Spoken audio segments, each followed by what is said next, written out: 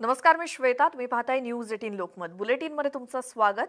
पुढच्या अर्ध्या तासात पाहणार आहोत आंतरराष्ट्रीय घडामोडी.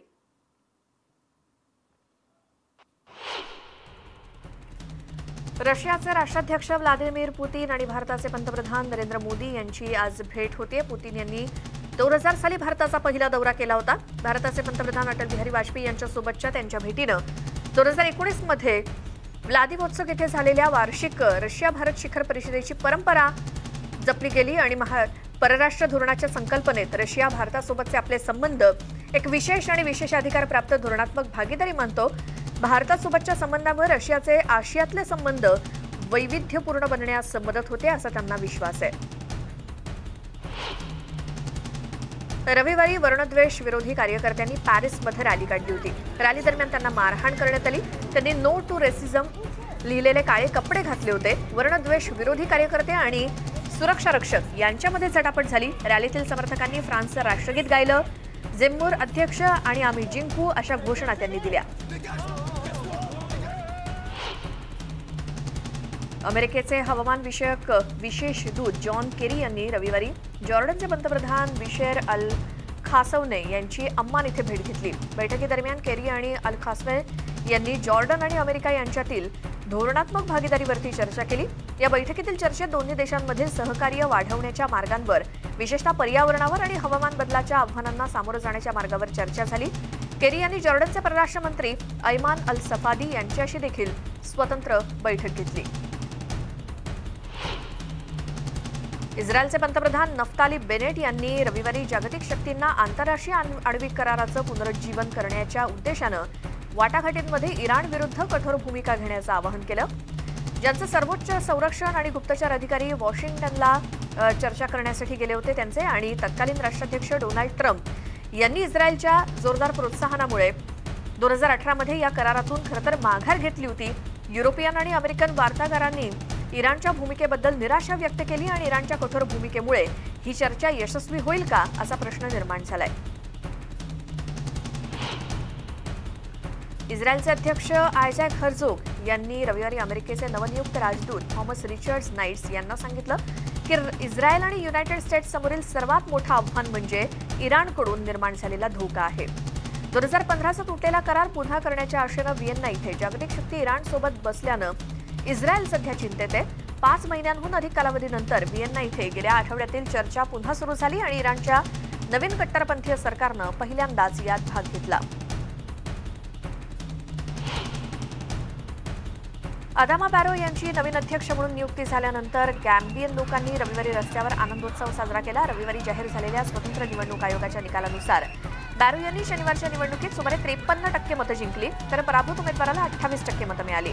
बॅरो 2016 मध्ये जमेच्या 22 वर्षांच्या राजवटीची चाचणी घेणाऱ्या विरोधी आघाडीचे उमेदवार म्हणून विजयी झाले. त्याआधी शनिवारी गॅम्बियामधील मतदान केंद्राबाहेर मतदारांच्या मोठ्या रांगा लागल्या होत्या. देशात राष्ट्रपतीपदाची निवडणूक झाली आणि दशकानंतर पहिल्यांदाच माजी नेते हया जमे यांचा या निवडणुकीत ते उतरलेले नाहीत. बांजूल, सेरेकुंडा आणि इतर शहरांमधील मतदान केंद्रांवरती अनेक लोक रांगेत उभे होते. या तीनही शहरांमध्ये मोठ्या प्रमाणात मतदान झालं. जवळपास 10 लाख मतदारांनी 6 पैकी एकाला मत देणं अपेक्षित होतं.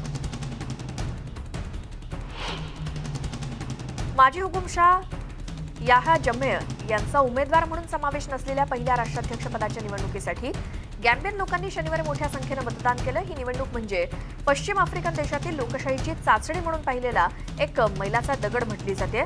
लोक सूर्य उगवण्यापूर्वी मतदान केंद्रांवरती पोहोचले होते.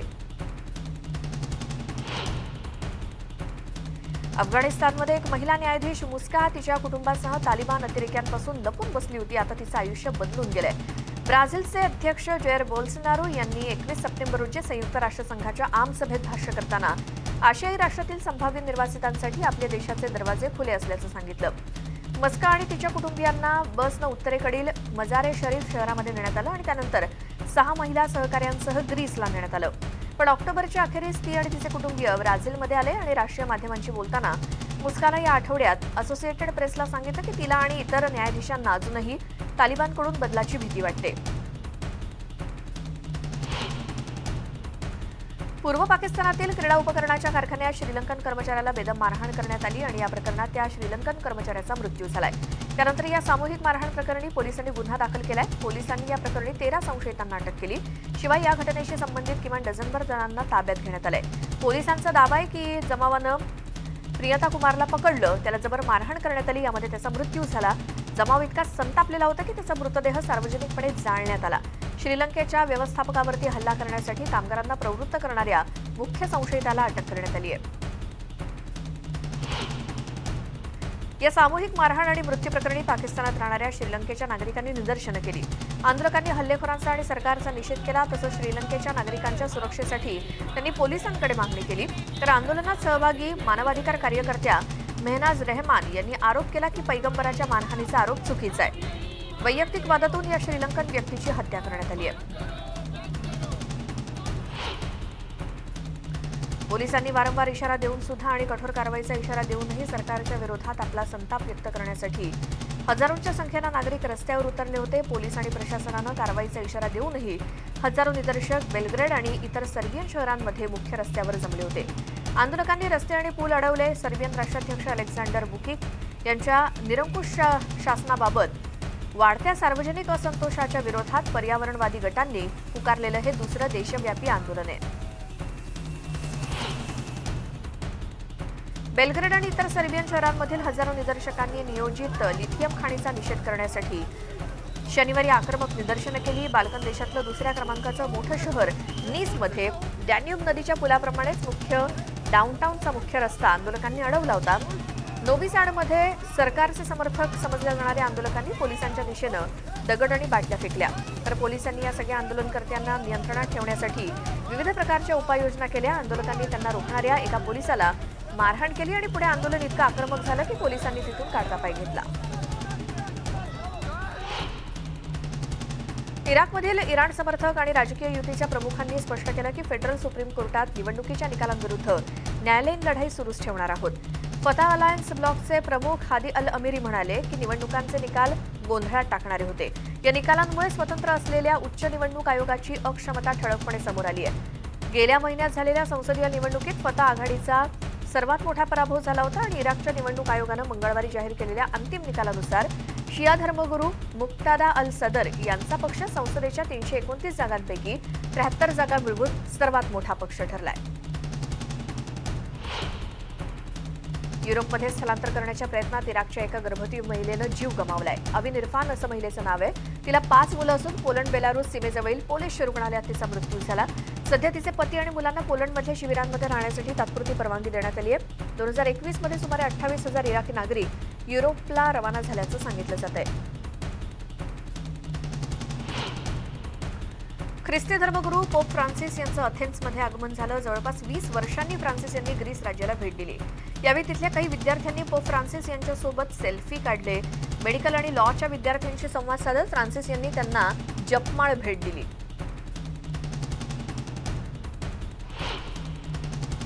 पोप फ्रान्सिस यांनी शनिवारी कॅथलिक धर्मगुरू आणि उपस्थितांना सर्व धर्मांचं स्वागत करण्याचं आवाहन केलं।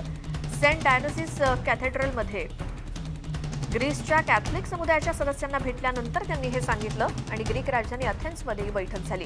कॅथलिक आणि ग्रीक ऑर्थोडॉक्स चर्चने एकमेकांवर अविश्वास आणि स्पर्धा करण्यात अनेक वर्ष घालवली। त्यामुळे चर्चमधील सहकार्याच्या दिशेनं वाटचाल करण्याच्या प्रयत्नात पोपने आंतरविश्वास उपक्रमाला चालना देण्यासाठी सर्व धर्मांचं स्वागत करण्याचं आवाहन केलं।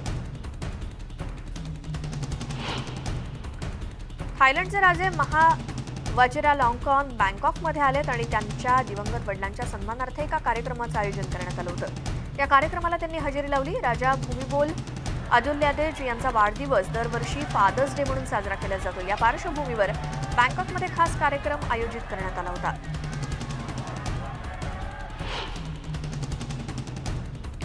ओमायक्रॉनचा वाढता धोका पाहता अनेक युरोपीय देशांनी कोरोना प्रतिबंधात्मक निर्बंध आणखी कडक केलेत। रॉबर्ट कोक इन्स्टिट्यूटनं दिलेल्या माहितीनुसार जर्मनीत शनिवारी 64,510 कोरोना रुग्णांची नोंद झाली। त्यामुळे जर्मनीच्या एकूण कोरोना रुग्णसंख्या 61,16,070च्या वर पोहोचली। 378 कोरोना रुग्णांचा मृत्यू झाल्यानं कोरोना बळींची एकूण संख्या 1,02,946 वर गेली। गुरुवारी जर्मनीचं केंद्र सरकार आणि राज्यांमध्ये झालेल्या कराराच्या आधारे ज्यांचं लसीकरण झालंय किंवा कोरोनातून बरे झाले त्यांनाच रेस्टॉरंट, सिनेमा, दुकानं आणि इतर ठिकाणी प्रवेश करण्याची परवानगी दिली जाणार आहे। मेक्सिको सिटीमध्ये ख्रिसमसचा उत्साह आतापासूनच मोठ्या प्रमाणात दिसायला लागलाय। बहुसंख्य नागरिकांनी कोरोनाचा सामना करतानाच सार्वजनिक ठिकाणी मास्क घालणं सुरू ठेवलंय, त्यामुळे काहींचं सामान्य जीवन पुन्हा पूर्वपदावरती येत आहे। मेक्सिकोमधील एका व्यक्तीनं दक्षिण आफ्रिकेला प्रवास केला होता। या व्यक्तीची तपासणी केली असता ओमायक्रॉनची टेस्ट पॉझिटिव्ह आली, त्यामुळे रशियाचं आरोग्य प्रशासन सध्या सतर्क झाले। रविवारी मेक्सिको सिटीच्या डाऊनटाऊनमधील रस्ते हजारो लोकांच्या गर्दीनं फुलून गेले होते। रविवारी ब्रसेल्समध्ये कोविड संदर्भातील नियमांविरोधात रॅली काढण्यात आली। या आंदोलकांना पांगवण्यासाठी दंगल नियंत्रक पोलिसांनी पाण्याचा मारा केला। नव्या स्ट्रेनचा सामना करण्यासाठी लादलेल्या कडक निर्बंधांचा निषेध करण्यासाठी शेकडो निदर्शक रस्त्यावर उतरले होते आणि दंगल पोलिसांनी आंदोलकांना रोखण्याचा प्रयत्न केला, तेव्हा संघर्ष आणखी वाढला। संक्रमणात सलग 3 आठवडे वाढ झाल्यानं शुक्रवारी या नियमांची घोषणा करण्यात आली होती। बेल्जियमच्या आरोग्य सेवेवरती ताण येत असल्यानं सरकारनं नियम कडक केलेत।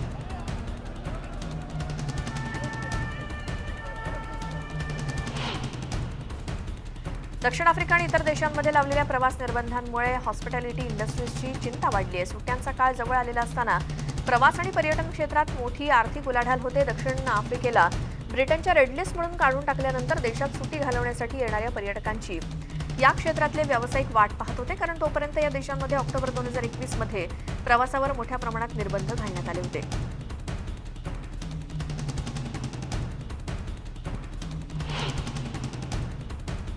एक छोटासा ब्रेक घेऊयात, लगेच परत येऊयात। आणखी आंतरराष्ट्रीय घडामोडी पाहणार आहोत ब्रेक नंतर।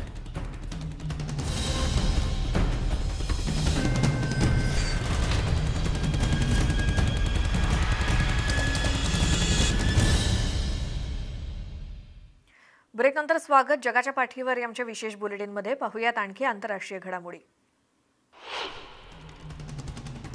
इंडोनेशियाच्या सर्वात दाट लोकवस्ती असलेल्या जावा बेटावरील ज्वालामुखी उद्रेकामुळे झालेल्या मृतांची संख्या 13 वर पोहोचली आहे। 7 जण अजूनही बेपत्ता आहेत। राखेचा ढिगारा आणि चिखलामुळे बचाव कार्यात अडथळे येत आहेत। पूर्व जावा प्रांतातील लुमाजांग जिल्ह्यातील माउंट सेमेरून या भागामध्ये माउंट सेमेरून या भागातल्या आकाशामध्ये 40,000 फुटांपेक्षा जास्त उंचीवर राख पसरत होती आणि शनिवारी अचानक आलेल्या मुसळधार पावसामुळे लाव्हारस उतारावरून खाली वाहतोय। अनेक गावं या राखेनं आच्छादून गेली।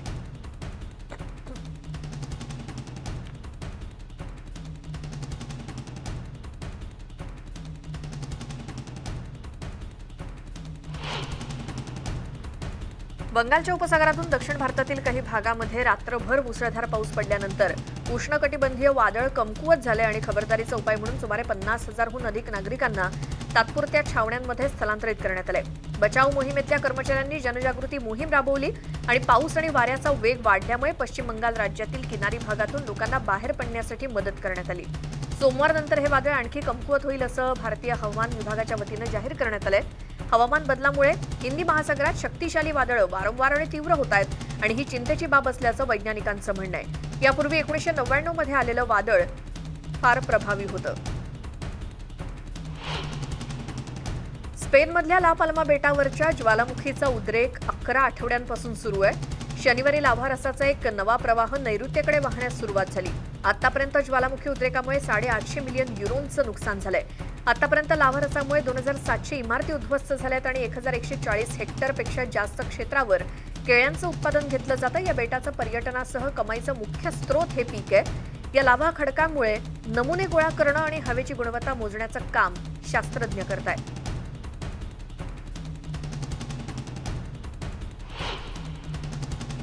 चीनच्या आंतरदेशीय ऑलिम्पियन शिष्टमंडळाच्या भेटीमुळे हाँगकाँगच्या लोकांसाठी राष्ट्रीय अभिमानाची गोष्ट आहे, असं हाँगकाँग विशेष प्रशासकीय क्षेत्र मुख्य अधिकारी कॅरी लॅम यांनी सांगितलंय। लॅम यांच्या 3 दिवसांच्या भेटीत हाँगकाँग विशेष प्रशासकीय क्षेत्रात आयोजित केलेल्या स्वागत मेजवानीत कॅरी लॅम यांनी हे भाष्य केलं। लॅम म्हणाले की हाँगकाँग विशेष प्रशासकीय क्षेत्राच्या लोकांना आंतरदेशीय देशबांधवांप्रमाणेच ऑलिम्पियन्सच्या कामगिरीचा अभिमान आहे आणि त्यांना चीनी असल्याचा देखील अभिमान आहे। मागील भेटीपेक्षा यंदाचा दौरा अधिक लक्षणीय असल्याचं लॅम यांनी सांगितलं। शिष्टमंडळाच्या या भेटीमुळे केंद्र सरकारनं हाँगकाँगसाठी किती काळजी घेतली आहे हे पुन्हा एकदा दिसून आल्याचं लॅम म्हणाले। मियामीच्या आर्ट वीक दरम्यान लिओनार्डो डिकॅप्रिओ आणि स्थानिक लॅटिन बॉय बँड CNCO यांचा समावेश असलेल्या स्टार स्टडेड गर्दीसाठी प्रख्यात रॉकर लेनी क्रॅव्हिट्स यांनी शुक्रवारी खास परफॉर्मन्स दिला. दरवर्षी आर्ट कलेक्टर वेन बोईच हा कार्यक्रम आयोजित करतो. कार्यक्रमापूर्वी खास डिनरचं आयोजन करण्यात आलं होतं. व्हिनस आणि सेरेना विल्यम्स यांनी नृत्य केलं, गाणं गायलं आणि क्रॅव्हिट्सनं 75 मिनिटांच्या मैफिलीसाठी नंतर स्टेजचा ताबा घेतला.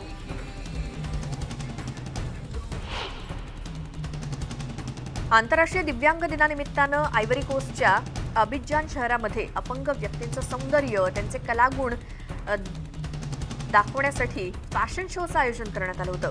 आयव्हरी कोस्टमधील अपंग महिलांच्या जीवनाचा दर्जा सुधारण्यासाठी काम करणाऱ्या मॉग्नन फाउंडेशन या संस्थेनं फोर्टेस ऑल प्लुरियल या नावाचा हा शो आयोजित केला होता. व्हीलचेअर वापरणाऱ्या सुमारे 20 महिलांनी स्थानिक डिझायनर्सच्या कॅटवॉक स्पोर्टिंग लुकमध्ये सहभाग घेतला.